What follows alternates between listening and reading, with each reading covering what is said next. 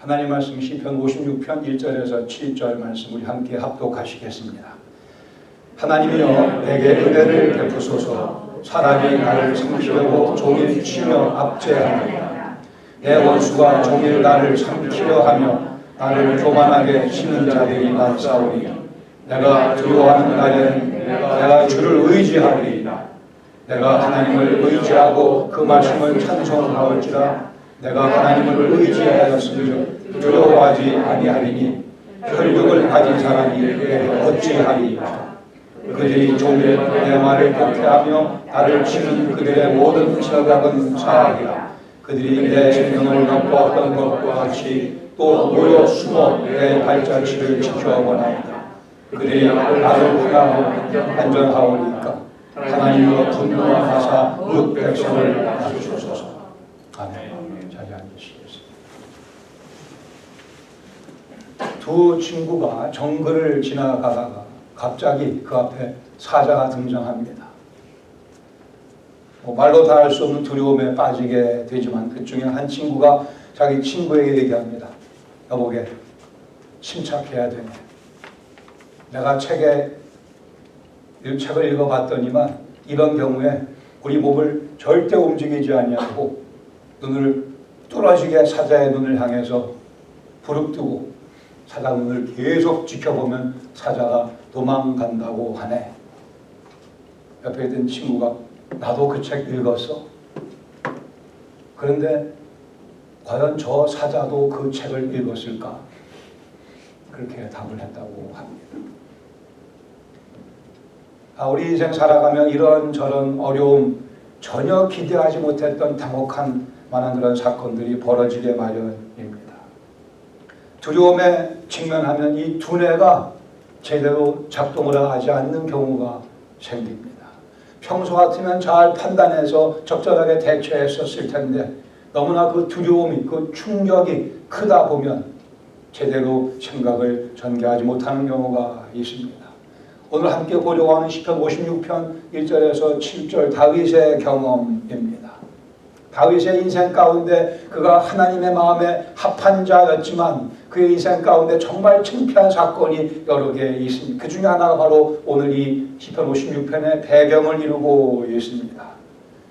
다윗이 사울에게 쫓기는 상황, 오랫동안 쫓겼습니다. 사울이 다윗을 죽이려고 도망가던 차에 다윗이 이번에는 블레셋 지방의 가드라는 곳으로 도망치고 맙니다.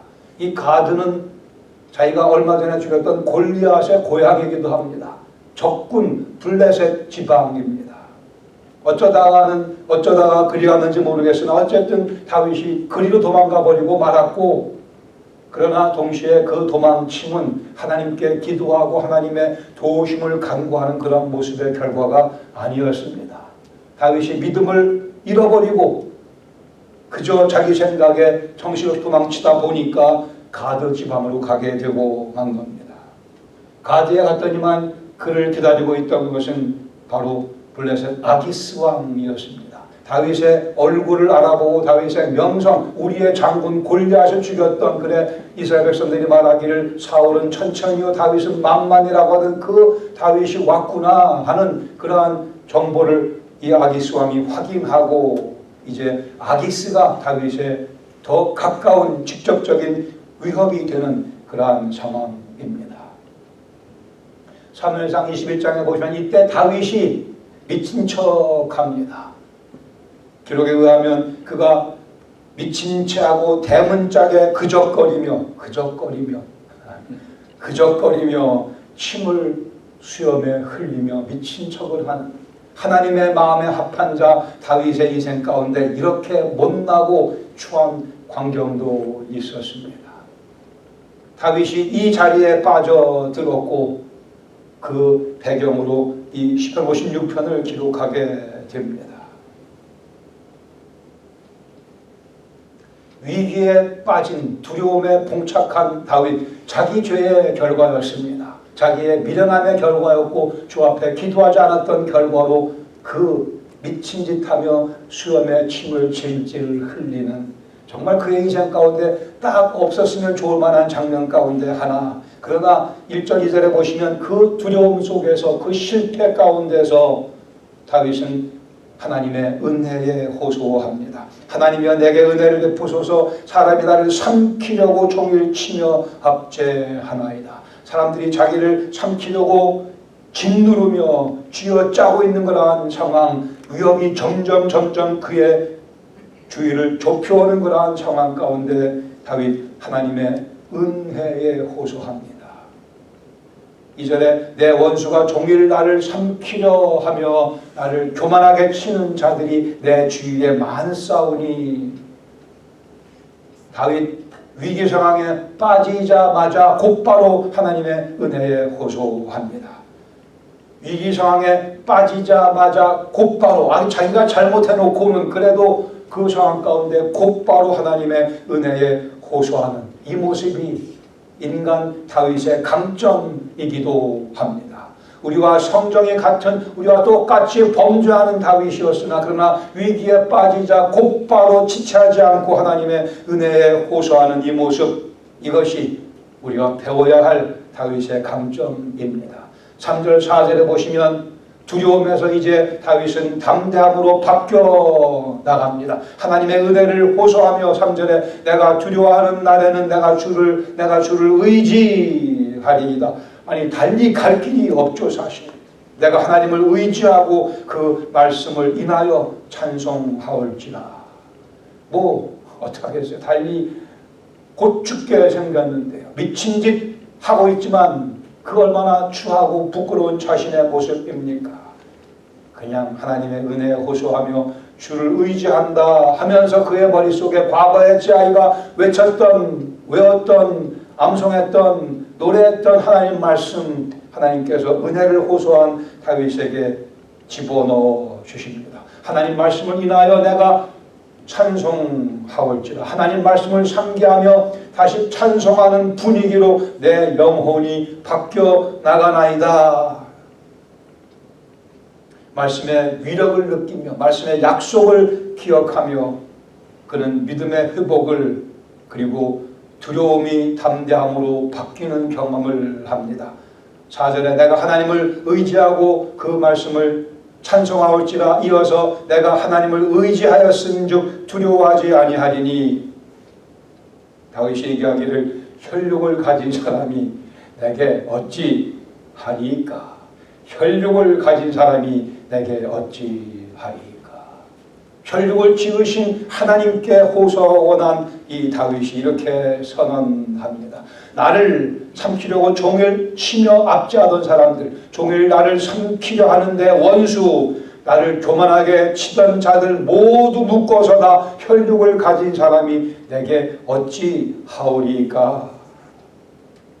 혈육을 가진 사람들의 공격이 멈췄다는 뜻이 아닙니다. 공격은 계속되고 있지만 그럼에도 불구하고 나는 그 두려움에, 그 무서움에 굴복하지 않겠다고 하는 다짐이며 각오입니다. 무섭지 않다는 뜻이 아니고 무섭지만 그래도 그 무서움에 내가 굴복당하지 아니하며 하나님 말씀을 상기하며 여호와께 의지하겠노라. 이어서 5절 6절에서 다윗은 모든 불평의 요소들을 하나님께 하나씩 보고합니다. 불평의 요소들, 하나님께 대한 불평이 아니고요, 하나님 제 주위에 불평할 만한 것들이 이런 거 있는데 하나님께서 다 해결해 주셔야겠나이다. 5절에 그들이 종일 내 말을 곡해하며 나를 치는 그들의 모든 생각은 사악이라. 그들이 내 생명을 엿보았던 것과 같이 또 모여 숨어 음모하며 내 발자취를 지켜보나이다. 좋은 습관입니다. 우리 주위에 우리를 괴롭힐 만한 것들을 다 하나씩 하나님께 보고해 올려드리는 것, 하나님 이것도 저것도 하나님께서 다 간섭하시며 만져주셔야겠나이다. 그리고 7절에 원수들에 대한 심판을 다윗은 기도합니다. 7절에 그들이 악을 행하고 안전하오리까. 하나님께서 가만히 계시겠습니까? 하나님이여 분노하사 뭇 백성을 낮추소서. 오늘 여기까지만 말씀을 보고 다음 주에 계속 보겠습니다. 하나님이여 분노하사 뭇 백성을 낮추소서. 그리스 신화에 우리가 잘 아는 아킬레스가 등장을 합니다. 바다의 요정 테티스와 인간 펠레우스 사이에 아킬레스가 태어나게 되죠. 어머니 테티스는 갓난아기 였던 아킬레스를 상처를 받지 않는 무적의 몸으로 만들기 위해 우리가 잘 아는 것과 마찬가지로 스틱스 강에 자기 아들을 담급니다. 근데 담글 때 이 발 뒤꿈치를 붙잡고 물에 담갔기에 그 어머니가 붙잡았던 그 발 뒤꿈치만큼은 상처를 입을 수 있는 자리로 남게 되고 맙니다. 결국은 그래 아킬레스는 거기에 화살을 맞고 죽게 됩니다. 사람들이 지어낸 이야기지만 사람들이 지어낸 이야기는 사람들의 문제점을 때로는 정확하게 또 인상 깊도록 전해주기도 합니다. 그리스 신화의 아킬레스 사건, 아킬레스건에 관한데요. 해결책은 제공하지 못하지만 우리의 아픔은, 우리의 한계는, 우리의 두려움은 잘 묘사해 준다고 생각됩니다. 우리는 모두가 다 자신을 원수로부터 보호하고 싶은 본능이 있습니다. 누가 나를 괴롭히면 우리는 방어하게 되며 그 사람이 싫어지게 되며, 다윗의 경우는 사울 왕이었고 아기스 왕이었으나 우리에게 있어서는 다른 사람일 수도 있고 아니면 우리에게 나쁜 사람을 보내어 우리를 괴롭히기도 하고 어려운 환경으로 우리를 괴롭히기도 하는 사탄과 그의 세력들도 우리가 이 적응 가운데 포함할 수 있을 것입니다. 말씀 가운데 오늘 첫 번째 함께 나누고 싶은 교훈은 두려움은 의인 속에 믿음을 촉발시킨다고 하는 복음입니다. 모두가 다 두려움을 경험합니다. 모두가 다 아픔을, 협박을 경험합니다. 다윗의 경험이었고 21세기를 살아가는 우리도 마찬가지입니다. 그러나 그 두려움은 의인 속에는 오히려 믿음을 촉발시키는 능력이 있습니다. 누가 의인인가? 우리가 의인입니다. 예수 그리스도를 믿은 우리가 의인입니다. 그리스도 예수를 믿은 우리는 두려움이 우리를 덮쳐올 때에 하나님의 은혜 가운데 우리 속에 더 좋은 것들을 만들어낼 수 있는 특별한 능력, 예수님께서 십자가에서 우리에게 부여해 주셨습니다. 인간 관계가 망가지게 될 때에, 환경 속에 어려움을 당할 때에, 육신의 질병일 수도 있고 재정적인 어려움일 수도 있겠고, 그러나 의인들의 삶 속에는 그것이 오히려 믿음을 촉발시키는, 그리고 더 나아가 믿음을 폭발시킬 수 있는 요소가 된다고 하는 사실을 우리는 말씀을 근거로 배워야 할 것입니다. 다윗이 얼마나 짧은 순간에 그의 모습이 바뀌는가를 보시기 바랍니다. 미친 채 하며 그적거리며 침을 질질 일부러 흘리며, 그러나 내가 왜 이러고 있지? 그를 두렵게 만든 모든 것들을 다시 한번 느끼면서, 그러나 내가 왜 이러고 있지를 아마 그는 깨달았을 것이죠. 그러기에 하나님 말씀이 그의 머릿속에 떠올려지며 그는 태도가 돌변하게 됩니다.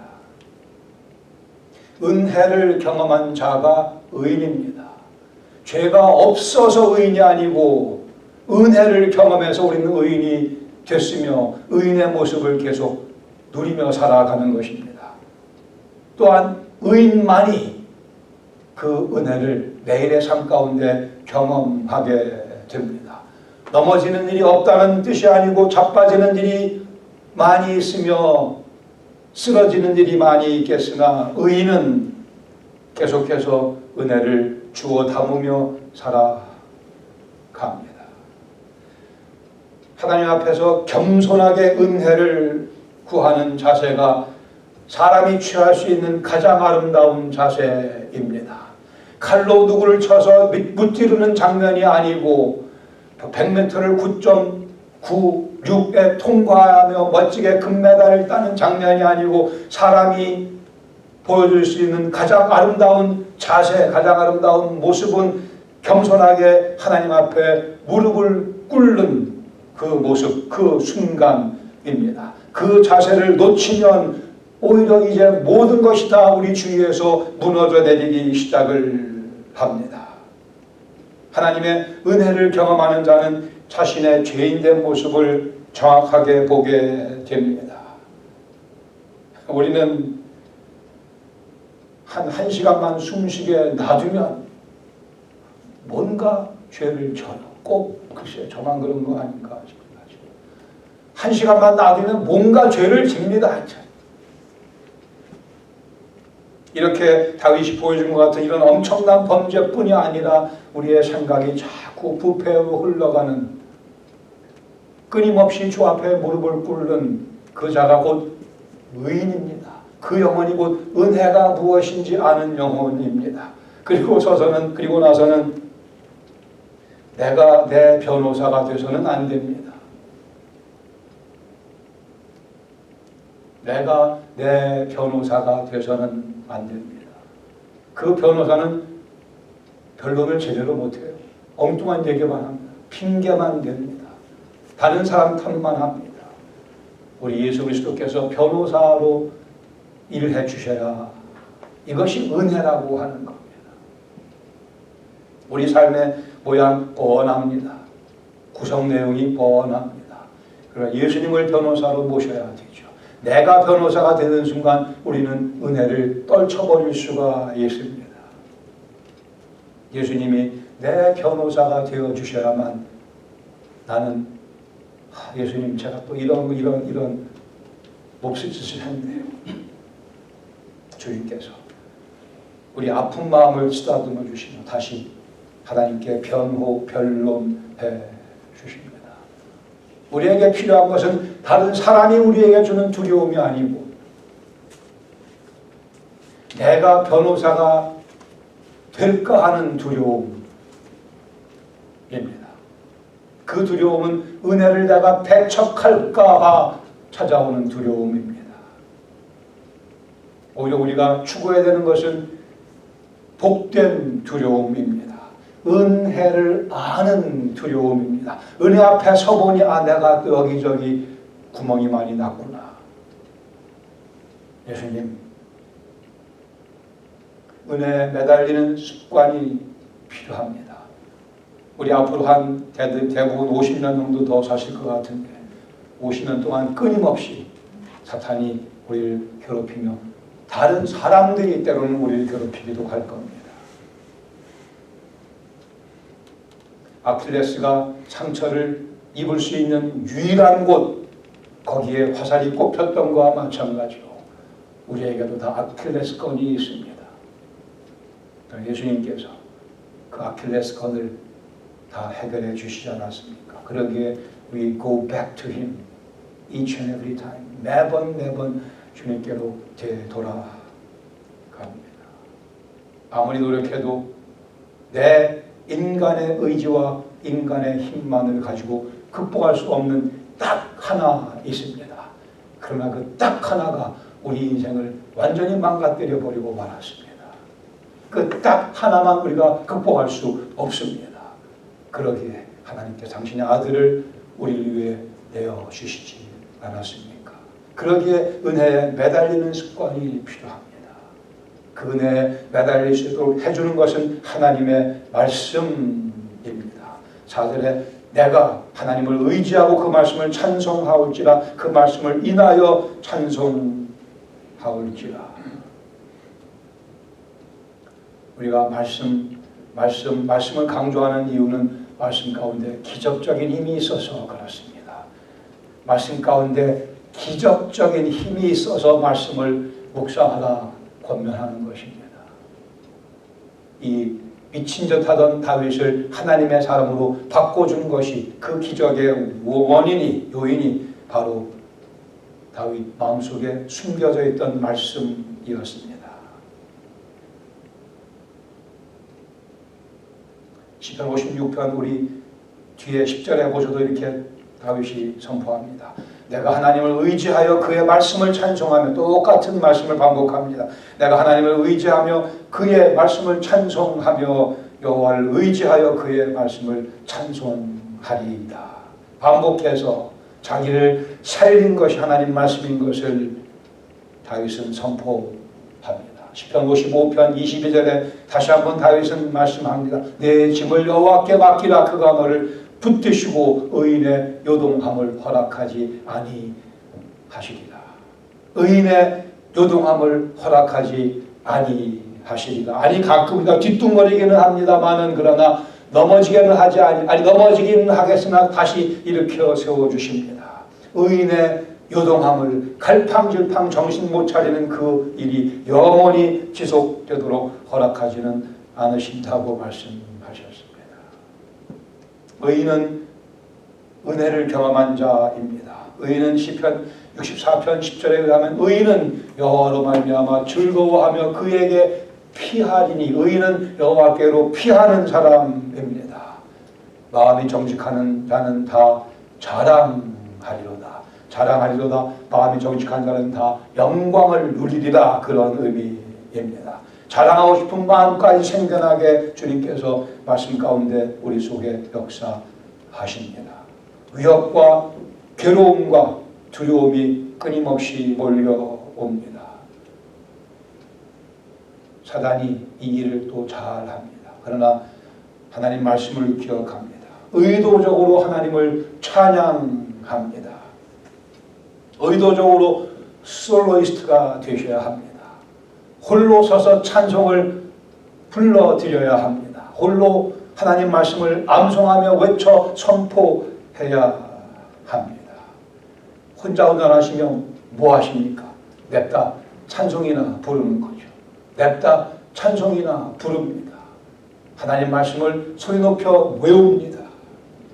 의도적으로 하나님께 초점을 맞추는 자가 곧 의인이며, 하나님께서는 그 의인의 삶 가운데 요동함을 영원히 허락하시지 않는다고 말씀합니다.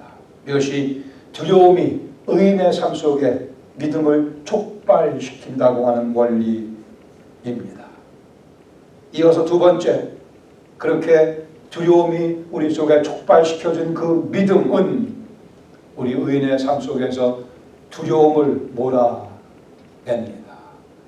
의인의 모습을 견지하면 담대해집니다. 담대해집니다.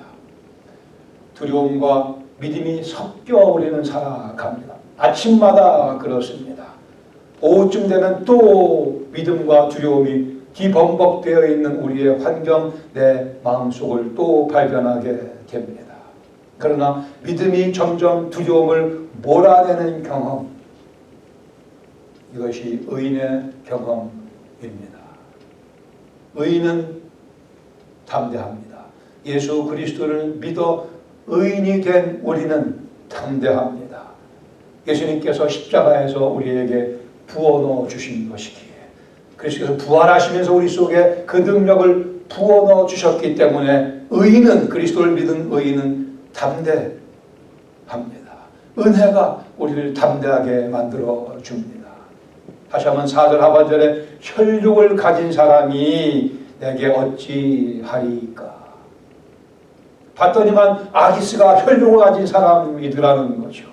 사울이 그렇게 자기를 죽이려고 하지만 사울이 혈육을 가진 사람에 지나지 않더라는 자명한 사실을 놓치니 다윗이 두려움 가운데 빠졌던 것입니다. 믿음은 우리로 하여금 세상을 제대로 보게 만들어 줍니다. 혈육을 창조주와 구별하게 만듭니다. 나를 공격하는 혈육을 지닌 사람을 나를 사랑하시며 나를 붙잡아 주시는 내 요동함을 영영히 허락지 아니하실 하나님을 볼 수 있게 해 줍니다. 다윗은 11절에 또 한 번 반복합니다. 내가 하나님을 의지하였은즉 두려워하지 아니하리니 사람이 내게 어찌 하리이까. 사람이 내게 어찌 하리이까. 의인이 은혜를 경험한다고요. 의인은 은혜를 경험해야만 됩니다. 달리 살아갈 길이 없으니까. 그리스도의 보혈의 샘물의 영혼을 담근 우리를 혈육을 가진 사람이 어찌할 수 있겠습니까? 그리스도의 부활의 영광의 찬란함으로 둘러져 쌓여져 있는 우리를 감히 혈육이 어찌할 수 있겠습니까? 피조물에 지나지 않는 사탄이 그리스도 예수의 보혈의 샘물의 영혼을 담근 우리를 감히 어찌할 수 있겠습니까? 피조물에 지나지 아니하는 사탄이 그리스도 예수의 부활의 영광으로 둘러싸여져 있는 우리를 감히 어떻게 할 수 있겠습니까? 물음표 대신에 느낌표를 2개, 3개, 4개 찍어 나가야 할 것입니다. 참새들이 가끔 허수아비에 놀랍니다. 우리는 놀라지 않습니다. 사탄은 이미 허수아비가 되어버리고 말았습니다. 의인인 우리를 공격하는 모든 혈육들은 이미 다 허수아비에 지나지 않습니다. 우리가 불면 흔들리며 넘어질 수도 있는 허수아비에 지나지 않습니다. 주님께서는 때로 우리 인생의 광풍 잔잔케 해주시기도 합니다. 아니 그러나 때로는 광풍이 계속 몰아치는 그 와중에도 우리 마음속에 평정을 부어주십니다. 광풍은 글쎄요, 우리 주님 앞에 서는 그날까지 계속 몰아칠 것입니다. 그러나 약속된 것은, 약속하신 바는 우리 마음속의 평정을 약속하셨습니다. 누구도 어찌할 수 없는 혈육이 감히 어찌하리요. 사단이 자기들의 쫄개를 다 동원해도 그리스도의 보혈의 샘물에 숨겨진 우리를 어찌할 수는 없습니다. 로마서 8장 31절에 사도 바울이 힘있게 선포합니다. 그런즉 이 일에 대하여 우리가 무슨 말하리요? 만일 하나님이 우리를 위하시면 누가 우리를 대적하리요? 더 정확한 번역은 만일이 아니고 하나님께서 우리를 위하고 계시니, 하나님께서 우리를 위하시니 누가 감히 우리를 대적할 수 있으리요? If God be for us, who can be against us? Who can be against us? 이어서 사도 바울 말씀하기를 자기 아들을 아끼지 않고 내어주시니가, 자기 아들을 아끼지 않고 우리를 위해 십자가에 내어주시니가 그 아들과 함께 모든 사람들을 위하여 그 아들과 함께 좋은 것들을 은사로 선물로, 우리 번역에 빠져 있습니다. 은사로 선물로 주시지 아니하겠는가? 우리는 이미 온 우주에서 가장 비싼 갑옷으로 둘러싸임 받았습니다. 가장 비싼 선물을 받았습니다. 가장 고귀한 선물을 받았습니다. 우리 가지고 있는 모든 재산, 앞으로 벌 모든 재산 비교도 안 되나 더 비싼 예수 그리스도를 선물로 받았으며, 우리 명예보다 더 존귀하신 그 이름을 선물로 받았으며, 우리 목숨보다, 우리 건강보다 더 소중한 영원한 생명을 그 아들과 함께 소유받은 하나님 앞에서의 의인입니다. 사도 바울의 힘찬 고백이요, 로마서 8장 38절 말씀합니다. 내가 확신하노니 사망이나 생명이나 천사들이나 권세자들이나 현재이나 미래이나 능력이나 높음이나 깊음이나 그 어느 피조물이라도 우리 주 그리스도 예수 안에 있는 하나님의 사랑에서 끊을 수 없으리라. 여기 바울이 더 많이 열거할 수 있었어요. 그냥 요약적으로 요약하고 있는 겁니다. 높음이나 깊음이나 우리 삶 전체, 현재일이나 장래일이나 천사들이나 권세, 모든 영적 세력들, 사망이나 생명이나 극에서 다 묶어서, 그러나 그 어느 피조물이라도 우리 주 그리스도 예수 안에 있는 사랑에, 예수 안에 있는 하나님의 사랑에서 끊을 수 없습니다. 우리는 다윗과 같이 또 바울과 같이 자주 선포해야 합니다. 아침에 일어나서 한번 외치셔야 합니다. 혈육을 지닌 사람이 감히 내게 어찌 할 수 있습니까? 느낌표를 찍어가며 우리 주 그리스도 예수 안에 있는 하나님의 사랑에서 그 어떤 피조물도 우리를 끊을 수 없습니다. 선포하며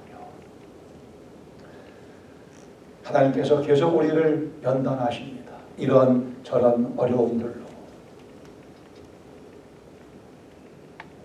우리는 진리를 압니다. 우리는 뭐가 돌아가고 있는지, 어떻게 돌아가고 있는지 아는 사람들입니다. 이 말씀 다시 한번 우리에게 확실하게 그 교훈을 내려주십니다. 찾아오는 두려움, 우리는 그 두려움을 지렛대로 사용해서 우리 속에 믿음을 촉발시켜야 합니다. 그리고 믿음을 폭발시킴으로 해서 우리 속에 있는 두려움을 다 몰아내며 우리 주위에 이런저런 두려움으로 허덕이는 영혼들이 많이 있습니다. 그분들을 찾아가서 우리가 그분들에게 이 믿음을 선물로 전해주는 역할을 감당해야 할 것입니다. 하나님 말씀을 인하여 하나님을 찬양하는 자리에 들어가면 이 복된 선언이 우리에게 주어집니다. 혈육을 가진 사람이 내게 어찌 하리요. 하나님의 피조물에 지나지 않는 사탄이 내게 어찌하리요. 같이 기도하겠습니다.